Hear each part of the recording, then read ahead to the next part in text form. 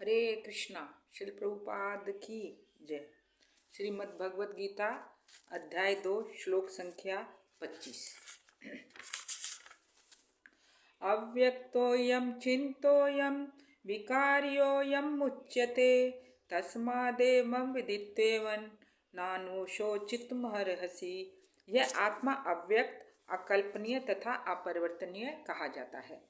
यह जानकर तुम्हें शरीर के लिए शोक नहीं करना चाहिए।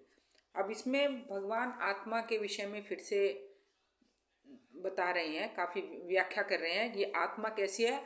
अव्यक्त है। अव्यक्त यानी जिसका वर्णन नहीं किया जा सकता। आत्मा इतना सूक्ष्म है, इतना अणु है कि इसको किसी भी यंत्र के द्वारा देखा नहीं जा सकता। यहाँ तक कि माइक्रोस्कोप से भी इसको देखा नहीं जा सकता, इतना सूक्ष्म होता है। और आत्मा शरीर में है, इसका प्रमाण जो है हमें केवल वेदों के शास्त्रों के द्वारा ही हमको मालूम होता है। और इस सत्यता को हमें स्वीकार करना होगा कि आत्मा शरीर में है।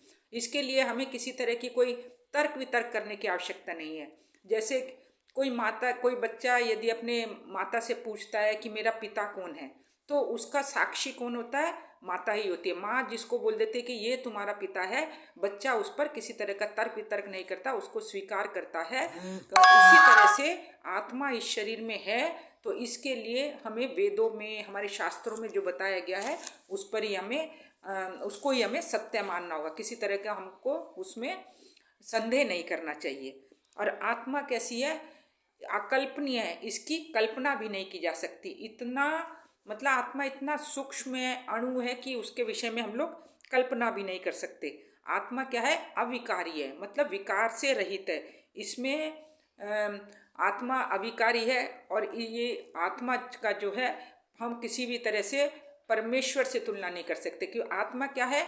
अंश है। जीवेर स्वरूपो कृष्ण नित्य दास। आत्मा अंश है और भगवान क्या है? पूर्ण है। तो अंश कभी भी पूर्ण की बराबरी नहीं कर सकता। और हर जीव में आत्मा रहती है, क्योंकि हम शरीर में देखते हैं कि जो चेतना है वो किसके कारण है?